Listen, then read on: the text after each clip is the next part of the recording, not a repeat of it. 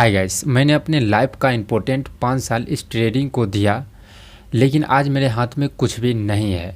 हम जहां से अपने जर्नी को शुरू किए थे आज भी वहीं पर हैं। ऐसा बिल्कुल नहीं कि हम शेयर मार्केट में लॉस कर लिए या ट्रेडिंग में लॉस कर लिए जिसके वजह से मेरा हालत ऐसा है। ऐसा बिल्कुल भी नहीं है। ट्रेडिंग से हम बहुत सारे अचीवमेंट भी किए हैं, बहुत सारे चीज़ों को हम ट्रेडिंग से किए हैं, लेकिन सिर्फ़ और सिर्फ एक ऐसा गलती जिसके वजह से आज मेरे पास कुछ भी कैपिटल नहीं बचा है। और वो गलती हम ऐसे कर लिए जो कि आम आदमी कर ही लेता है। और वो इस वीडियो को अगर आप पूरा देखते हैं तो आपको बहुत सारे सीख भी मिलेगा, और साथ में आप लोगों के लिए आपका जो बहुत सारे सवालों का जवाब इस वीडियो में मिलने वाला है। वीडियो को पूरा देखिए।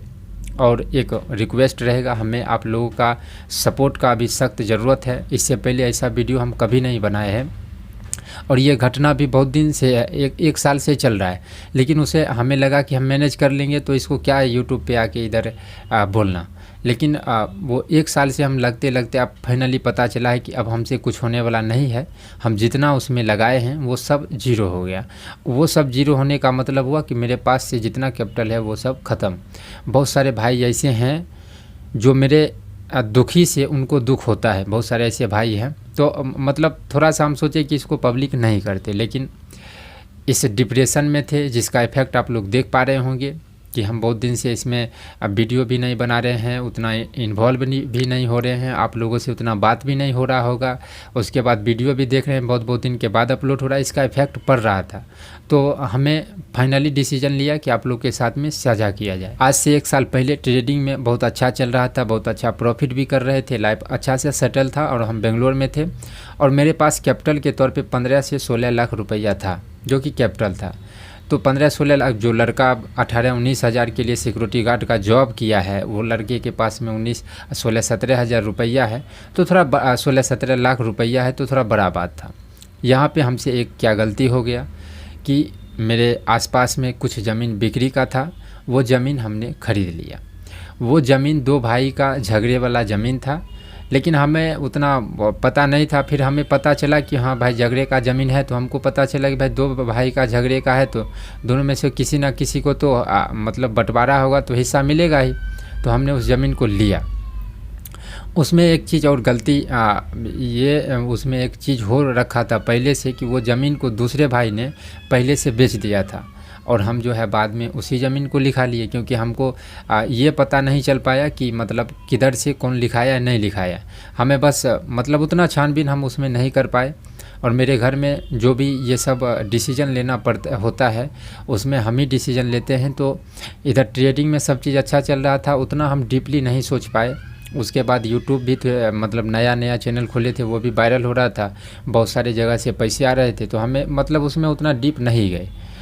वहाँ पे हमने 11-12 लाख रुपया में रोड का ज़मीन था, उसको हमने परचेज़ किया, ख़रीद लिया। बाद में पता चला कि भाई ज़मीन पहले से बिका हुआ है। तो 1 साल से था तो उतना टेंशन नहीं हो रहा था। हमको ये पता था कि भाई अगर इसको इधर से नहीं देगा तो इसका हिस्सा तो है, इसका हिस्सा देगा तो हम इधर से ले लेंगे, इसको पैसा तो हम दिए हैं 5-10 आदमी के सामने में, तो उतना टेंशन नहीं हो रहा था। लेकिन बाद में पता चला कि ये ज़मीन आज से 8-9 साल पहले उसके पापा ने किसी और को बेच रखा है।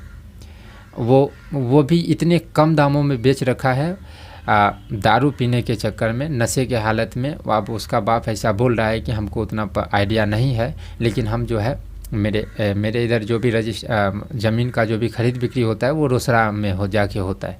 तो उसने बोला कि हम रोसड़ा गए थे, तो सभी कागजात जो है ओरिजिनल है। जिस आदमी को उसका बाप बेचा है उसके पास ओरिजिनल डॉक्यूमेंट है। वो आदमी ज़मीन को ख़रीद के और बंगाल में चला गया, क्योंकि वो गाँव में नहीं रहता है। तो बाद में आया, बोला कि भाई ये तो हम पहले से लिखा रखे हैं।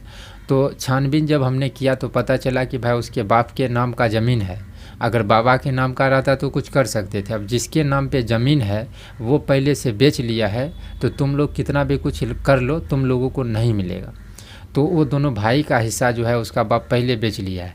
तो अब हमें जो है ना ही इधर का ज़मीन मिलने वाला है, ना ही उधर का ज़मीन मिलने वाला है। साथ ही इसका जो है हमने कोर्ट केस भी किया है, तो कोई अब केस चलेगा, अब मेरे पास में ये हो गया कि उतना रुपया में 12-13 लाख रुपया हमने उसको दे दिया। बाद में जो पैसा बचा उससे ट्रेडिंग करके फिर 7-8 लाख रुपया हुआ। फिर उसी बीच में हमारा शादी था तो शादी में भी खर्चा हो गया। फिर भी हमारे पास कैपिटल था तो उससे हम ट्रेड किए, लेकिन उसी बीच में फिर से ट्रेड इधर उधर करते करते मेरे पास में पैसा था। लेकिन आप लोग जानते होंगे कि मेरा जो भी बेटा हुआ था उसमें भी थोड़ा ज़्यादा पैसा गया।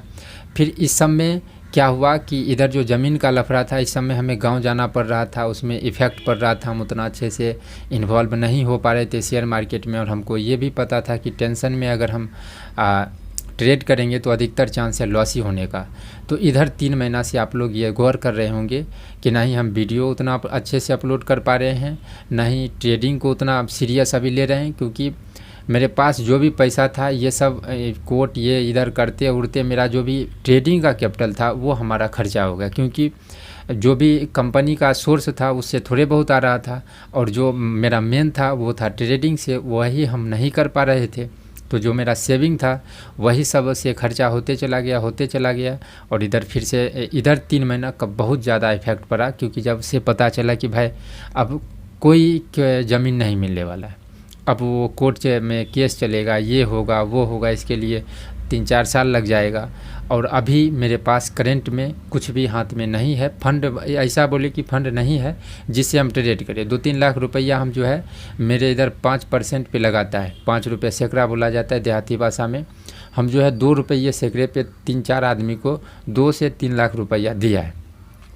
तो वो लोग भी का भी कहना है कि भाई अभी तो पैसा बिल्कुल ही नहीं है, और ज़्यादा जोर भी नहीं दे सकते हैं, क्योंकि मेरे पास ऐसा कुछ कागज़ या डॉक्यूमेंट नहीं है कि हम उसको कैसे दिए हैं। अगर वो बाद में झूठ भी बोल दिया तो हम उसको कुछ नहीं कर सकते हैं। और उसका कहना है कि भाई हम जब हम तुमको ब्याज दे ही रहे हैं तो तुमको टेंशन क्या है।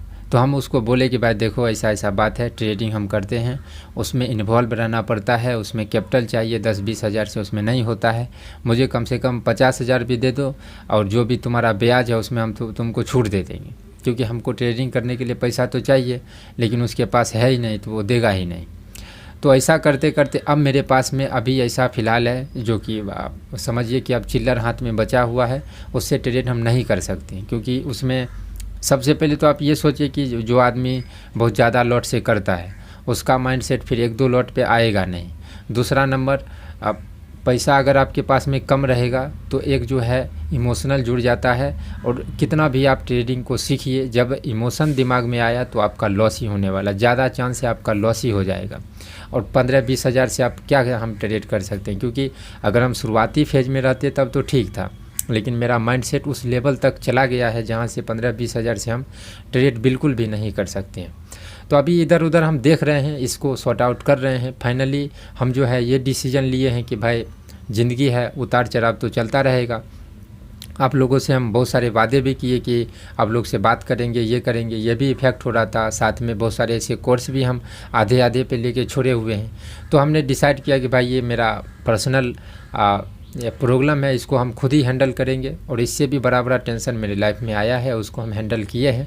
अभी थोड़ा टूटने का मकसद यही था, ज़्यादा ये इफ़ेक्ट इसीलिए किया क्योंकि आप समझिए 12-13 लाख और 2-3 लाख ऊपर से लग गया। 15 लाख महीने रखता है एक ऐसे लड़के के लिए जो 12-13 हज़ार के लिए सिक्योरिटी गार्ड का काम शुरू किया था। बाद में सैलरी बढ़ा, 12-13 हज़ार एक महीना काम करते थे तब मिलता था। तो इफ़ेक्ट आया। फिर बाद में ट्रेडिंग करने के लिए भी पैसा नहीं, इसके लिए भी इफ़ेक्ट आ रहा है। तो अभी हमने फाइनली डिसीजन लिया कि आप लोगों को जो भी एजुकेशन हम वादा किए हैं और आप लोग जो उद्देश्य से इस चैनल को सब्सक्राइब किए हैं उसका हम जो है जो भी मेरा कर्तव्य है उसको करते हुए जो आप लोगों के लिए कंटेंट दे, ये प्रॉब्लम हम किसी हाल में किसी भी तरीक़ा से सॉल्व तो करना ही पड़ेगा, क्योंकि इससे पहले भी हमने इससे ज़्यादा प्रॉब्लम को सॉल्व किया है, इसको भी कर लेंगे। और यहाँ पे एक और जो दिक्कत हो रहा था कि भाई हम वीडियो अपलोड नहीं कर रहे, तो बहुत सारे आदमी का जो है भरोसा भी टूट रहा था कि भाई ये चैनल क्या करेगा नहीं करेगा।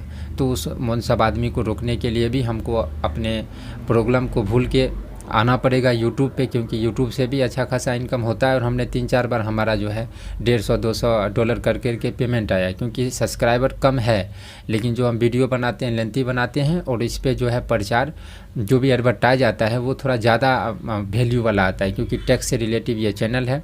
तो यहाँ पे थोड़ा RPM ज़्यादा होता है, तो हो जाता है 2 महीने में 1 महीने में मेरा पेमेंट आ जाता है, जिसके वजह से यहाँ पर भी हमें एक अब मतलब एक आशा जगह है जहाँ से हम जो है पैसा ले सकते हैं।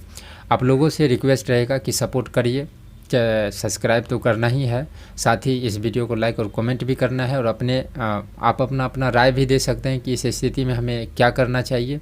इस वीडियो में इतना ही। Thank you.